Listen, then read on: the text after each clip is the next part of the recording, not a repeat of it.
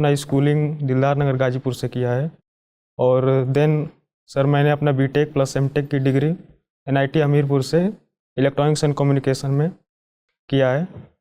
और उसके बाद सर मेरी hobby jogging, workout and teaching है। 11वीं 12वीं में पढ़ने में काफ़ी दिल लगाया था, तभी तो आपका एंट्रेंस टेस्ट में सिलेक्शन हुआ रहा होगा। Yes sir.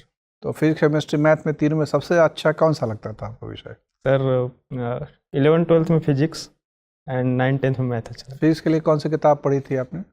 सर मित्तल की बुक, कुमार मित्तल साहब की किताब यूपी में चलती है लंबे समय से, 3-4 दशक चल रही है। यस। हिंदी में पढ़ी थी, अंग्रेजी पढ़ी थी? हिंदी में सर। हिंदी में पढ़ी और जो एंट्रेंस टेस्ट हुआ था उसके लिए इंग्लिश में। और केमिस्ट्री के लिए क्या पढ़ी थी आपने? केमिस्ट्री के लिए यूपी बोर्ड बुक आते थे।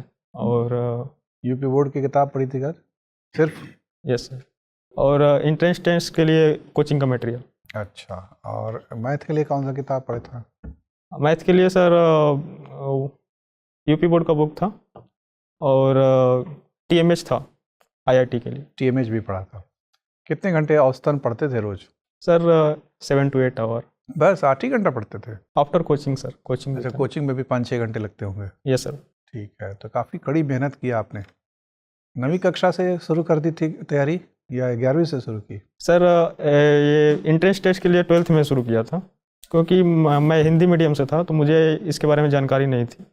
तो मुझे 12th के बाद पता चला। हमीरपुर में दिल लगा के पढ़ा electronics and communication? Yes sir. कितने घंटे पढ़ते थे वहाँ पे सर? आफ्टर क्लास के बाद 3-4 घंटे होता था सर, बस? क्योंकि 5 बजे तक क्लास चलता था, तो उसके बाद सर इतना ही टाइम मिल पाता था। तो कंपनी में जो प्लेसमेंट के लिए कंपनियां जब आई तो आपने आवेदन किया कि नहीं किया? नहीं सर। नहीं किया? नहीं। इतने बचपने से इतनी कड़ी मेहनत करके आप इंजीनियर बन रहे थे, जो सपना आपने बुना था बचपन से वो अब हासिल होने वाला था, तो क्यों नहीं शामिल हुए कैंपस प्लेसमेंट में? सर मेरे बचपन का ड्रीम था कि मैं इस पुलिस सर्विस में जाऊं, तो सर उसके बाद मैंने तैयारी स्टार्ट तो आपने गलत रास्ता पकड़ लिया 9वीं कक्षा से, तो आपको आर्ट्स ही पढ़ना चाहिए था, कम समय में हासिल हो जाता है लक्ष्य। नहीं सर, इंजीनियरिंग में मेरा काफ़ी डेवलपमेंट हुआ है, क्योंकि मैं हिंदी से इंग्लिश में कन्वर्ट हो पाया और मेरे कॉन्फिडेंस में भी काफ़ी ज़्यादा सुधार आया। और सर वहाँ पे डिसीजन मेकिंग। अच्छा, मान लीजिए कि आप वाहन से जा रहे हैं, आपके साथ एक कांस्टेबल है और आपको नक्सलवादियों ने अपहरण कर लिया। Yes sir. क्या करेंगे? सर मैं उस केस में, मेरे पास अगर टेक्नोलॉजी है तो मैं आपके पास एक गाड़ी है, एक ड्राइवर है, एक सिपाही है, बस इतना ही है। सर अगर मोबाइल होगा तो मैं 100 नंबर पे डायल कर सकता हूँ। और मोबाइल अगर उन्होंने छीन लिया तो? सर मैं कैसे भी करके उनको अगर मनाने की कोशिश करूँगा, और सर ऐसा बोलूँगा कि मैं उनका कोई अपराधी नहीं हूँ, तो सर शायद छोड़ सकते हैं। दया करके? सर मैं कन्विंस करने की कोशिश करूँगा सर। चलिए ठीक है। अजीत, भारत के सीडीएस कौन है?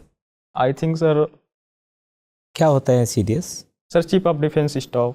चीफ ऑफ डिफेंस स्टाफ, अच्छा ठीक बात है। मुझे ये बताइए कि arm forces special powers act. Sir मैं Manoj Pandey, I think sir. नहीं, आप इसको देखिएगा, आप चीफ ऑफ आर्मी स्टाफ बता रहे हैं मुझे, ठीक है। मुझे ये बताइए कि arm forces special powers act जो है, यस, ये काफ़ी कंट्रोवर्शियल रहा है। क्यों कंट्रोवर्शियल है ये? सर क्योंकि इसमें ड्रैकोनियन पावर दे दिया जाता है आर्मी को, जो कि डिस्टर्ब एरिया में डिप्लॉय किया जाता है आर्म फोर्सेस को। तो सर इसमें जो सेक्सुअल असॉल्ट के केसेस आते हैं और वुमेन हरासमेंट के केसेस आते हैं, और सर आर्मी कभी कभी मनमाने तरीके से वर्क, उसमें कोई एम्प्लॉय होता है जो मनमाने तरीके से वर्क करता है, तो इसीलिए तो क्या इसमें आर्म फोर्सेस पर्सनल को कुछ इम्यूनिटी मिली हुई है?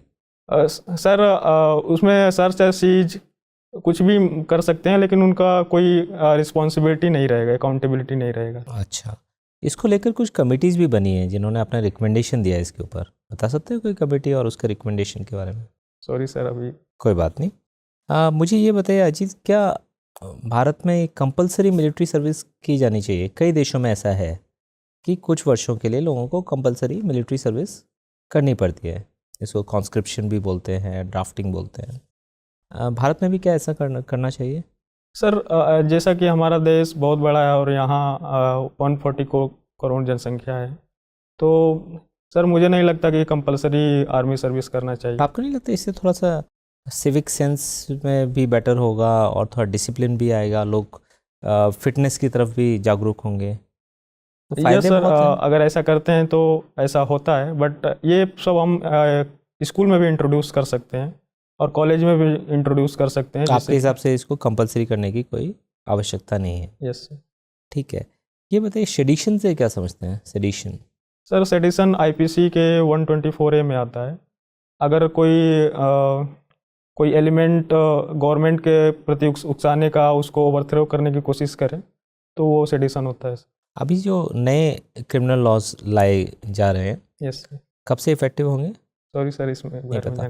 तीनों के नाम बता सकते हैं जो 3 आ रहे हैं और किसको रिप्लेस करेंगे? सर भारतीय न्याय संहिता, ये कोड ऑफ क्रिमिनल प्रोसीजर को, या आईपीसी को? Sorry sir. चलिए कोई बात नहीं, धन्यवाद। अजीत, हाई कोर्ट के जजेस की नियुक्ति कौन करता है? Sir president. और अगर उन्हें हटाना हो तो ये अधिकार किसके पास है? पार्लियामेंट। पार्लियामेंट। क्या सुप्रीम कोर्ट और हाई कोर्ट के जजेस दोनों के हटाने की प्रक्रिया सेम है? Yes sir. ठीक है। क्या आज तक कभी किसी हाई कोर्ट के जज को हटाया गया है? सर इस पे एक बार आया था पार्लियामेंट में, बट वो हो नहीं पाया। उसके पहले सर वो जज उन्होंने इस्तीफा दे resignation दिया था। ठीक है, ये बताएं एनआईए क्या होता है? सर नेशनल इन्वेस्टिगेशन एजेंसी है। क्या काम है इस एजेंसी का? ये टेररिज्म पे वर्क करता है। हमारे देश में टेररिज्म को से रिलेटेड केसेस को हैंडल करता है। कब गठन किया गया था एनआईए का? Sorry sir. क्या कोई बहुत बड़ी घटना हुई थी जिसके बाद एनआईए का गठन किया गया था? आई थिंक सर मुंबई अटैक के बाद किया गया, but I am not sure sir. ठीक है। एनआईए में जो अफसरों और अधिकारियों की नियुक्ति होती है, यस सर। किस प्रकार होती है? क्या ये अलग अलग फोर्सेस से लिए जाते हैं या कैसे होता है? सर मुझे इस बारे में एग्जैक्ट जानकारी नहीं है। किस मिनिस्ट्री के अंदर काम करता है NIA? Ministry of home affair. Home affairs. ठीक है। होम अफेयर्स मिनिस्ट्री जो है वो बॉर्डर मैनेजमेंट के लिए कुछ प्रोग्राम्स भी चला रही है। Yes sir. कुछ प्रोग्राम्स का नाम बता पाएंगे? सर वाइब्रेंट विलेज प्रोग्राम है, ठीक है, जो इंफ्रास्ट्रक्चर डेवलपमेंट पे ठीक, वर्क कर रहा है। एक वाइब्रेंट विलेजेस प्रोग्राम हो गया। इसके अलावा sir I think bridge making का काम चल रहा है। जो कौन करता है? कौन सी एजेंसी? Sir BRO. ठीक है।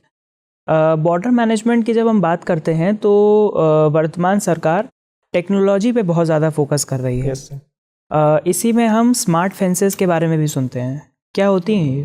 सर स्मार्ट फेंसेस में हम टेक्नोलॉजी का यूज करके जो बॉर्डर को मैनेज करते हैं, जैसे हम कैमरा टेक्नोलॉजी का यूज कर सकते हैं, ड्रोन का यूज कर सकते हैं, ठीक है, सेंसर टेक्नोलॉजी का यूज कर ठीक है। सकते हैं, उसमें एआई से उसको मर्ज कर सकते हैं। तो इससे हम लाइडार क्या टेक्नोलॉजी होती है? I love to read down this sir. ठीक है। मेरा अंतिम प्रश्न आपसे, क्या किसी भी सीएपीएफ की चीफ कोई महिला हैं? Neena Singh, DG CISF. ठीक है। मित्र हैं आपकी? No sir. Salutation madam IPS. Sorry sir, honourable Neena Singh. Sir Ajit, yes sir. Jogging करना और वर्कआउट करना आपकी हॉबी है, यस सर। लेकिन आजकल उसके साथ बहुत सारी दुर्घटनाओं की खबर आती रहती है। क्यों ऐसा हो रहा है? लोग अपनी सेहत दुरुस्त करने के लिए जॉगिंग करते हैं, वर्कआउट करते हैं, ऐसा क्या गड़बड़ हो जाता है कि उससे उनकी सेहत खराब हो जाती है? सर मुझे लगता है इसमें खान पान का दिक्कत हो सकता है। जैसे अभी जो मिलावटी चीज़ जो बाज़ार में आ गई हैं, तो वो सेवन करने से काफ़ी हार्ट अटैक की प्रॉब्लम आती है सर। अच्छा, क्या कोरोना वैक्सीन भी इसके लिए जवाबदेह हो सकता है? सर अभी जो रिपोर्ट आई है कोविशील्ड की, तो मे भी ये हो सकता है, बट अभी तक भारत में प्रूफ नहीं हो पाया है सर। कोविशील्ड